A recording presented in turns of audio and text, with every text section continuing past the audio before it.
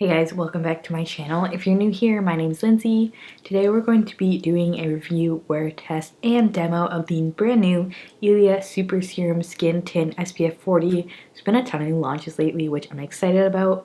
This has niacinamide, squalene, and hyaluronic acid, and it does have 12% zinc oxide, as the name suggests. Before we start, if you're not already subscribed, I would love to have you, and please give this video a like. Let's try to get it to 200 likes. The last time I asked you guys to do this, you did a really great job, so if you do enjoy this video, give it a thumbs up. And let me know in the comments below if you're excited about this, if you're going to pick it up, or if it's something that you lean towards, or something you're not really interested in. I'd love to hear your thoughts on this, yay or nay, let me know. First up, here is the boxes that they come in. Ilia did rebrand, so all of their products look different. They sort of have this white theme going on instead of like the silver that they used to have. The description on this box says skin that looks like skin, clean, silicone, and fragrance-free tinted serum packed with active nourishing ingredients and non-nano zinc oxide SPF 40. It says this innovative weightless formula delivers light coverage that dries down to a natural dewy finish. Fine lines and imperfections are softened and skin appears healthy. It has 6% squalane, helps you balance skin and improve elasticity with niacinamide, 2% aids in smoothing texture. A blend of hyaluronic acids penetrates skin at different levels to help plump and seal hydration. Non-comedogenic, oil-free, and dermatologist tested. Safe for sensitive skin. Really good skincare ingredients in there. I love how Ilia always incorporates some sort of skincare formula behind their makeup. And I love niacinamide, I love hyaluronic acid, so I'm all for it. I'm not sure if these bottles are glass or plastic. I think they're plastic because it says PET on here. That means plastic, right? Not totally sure. They could either be like a coated glass or plastic, but they're like pretty big size bottles. It's not like a super petite bottle, and it does have a dropper. So let me swatch these. This one is the shade ST3 Balos. So here's what it looks like. This one's a little light for me on my self-tan, but this is probably like perfect for my natural skin tone. One thing I do want to point out about these is I feel like when you first swatch them, they appear lighter. I think it's because of the zinc, but once you sort of blend it in, the color changes a little bit. Not like drastically, it's very similar, but it does just appear a little bit lighter if you were to just like put a large amount as a swatch. And then this one is the shade ST2 Tulum. And this is fair with yellow undertones, and the other one is fair with pink undertones, I believe. So this one is a little bit lighter, but definitely more warm yellow tones than that. This does come in 18 shades, and it is $46. I'm really curious about like the shade range. Looks pretty good. There's a picture of it on their website. Anyway, I was saying I'm really curious about how the zinc oxide in here affects the deeper shades, because it is such a like potent white mineral. I'm not sure how with the deep tones it wouldn't create a white cast. I'm really curious to see like if that affects them and if they're actually like as deep as they show up in the swatches, because I just noticed even when swatching those, they are like very light because of the zinc oxide in there, but I do have the lighter shade, so I don't know. I just want to mention this, so if you do have like deeper skin, maybe get a sample of it. I'm not sure if it's going to be in Sephora, but really not sure if the zinc would affect those deeper tones. It says no white cast in the description, but who knows. One more thing I wanted to mention is initially, like I saw these, I was excited because I love the idea of having like a tinted SPF. I would have loved to see like a full coverage foundation from Ilia, because I feel like there's not a lot of clean full foundations, and there is a ton of products like this though, just like lighter coverage type of dewy looking skin. I know Ilia, that's like kind of what they're known for. I would love to see maybe in the future if they just did something more full coverage, or really just any brand at this point, hit me up with those full coverage foundations, because I would be so pumped for that. I am excited for this. Would I be more excited for a full coverage product? Yes, but still exciting nonetheless. Start applying this. I think I'm going to mix both of these shades because one is cool and one is warm. So I'm going to mix them to make a neutral tone. I'm going to shake these because it says that you should. And it does suggest to apply these with your hands. I just don't like applying products with my hands, so I'm going to try a brush and also a sponge, and maybe I'll use my hands if I have to. When I first swatched these, I was really surprised by the texture because I was sort of expecting it to be like the Kosas Tinted Face Oil like super liquidy, but it's actually thicker. It's almost like gel-like. It's really interesting. Alright, so this shade is probably a little light because I just self-tanned, but I think we can make it work. I'm gonna start with that much and a brush and see how far we can get with this. It's definitely a light coverage. I think that if you are using an SPF like makeup product, probably don't use it with a sponge because I think the water can just like do something to the SPF that you don't want. I don't know exactly what, but I'm pretty sure I've heard that. Finish-wise, I am noticing it's really dewy, but not really in like an oily type of way.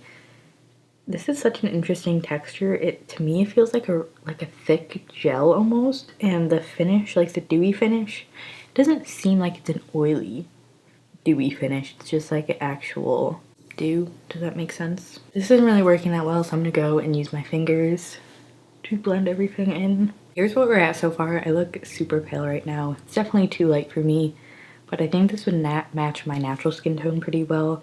I feel like initially this isn't like the easiest product to apply or work with. Even with my fingers, I just felt like I had to do a lot of blending to get it to not look streaky. But now that it is applied, it looks so natural on the skin, which is very on brand with Ilia, because when I think of Ilia, I think of very natural looking face makeup because their True Skin Serum Foundation literally looks like your skin. And I think it looks just as much as skin as the True Skin Serum Concealer Serum Foundation, but it has more of a like dew to it, if you can tell. Here's what it looks like on my skin. I turn the lights down so you can see texture and everything. Definitely dewy, definitely light coverage. You can still see my redness, my acne scarring, and overall I would definitely want to add coverage to this. I'll finish up the rest of my makeup and I'll meet you guys back here. So I'm back. Here's what it looks like set. I used the Ilia Soft Focus Finishing Powder under my eyes, and then I used the Bite Beauty Changemaker Powder in light 2 just to deepen the shade a little bit because I feel like it was just very fair on me. And I think it set down pretty well. The glow is definitely gone because I did mattify it, but we'll see how this ends up wearing throughout the day. So far, it looks pretty good. I know it's a light coverage product. I wish it was more coverage. Not that I wish it was more coverage, but I just prefer a full coverage product. So just innately, these types of products aren't my absolute favorite.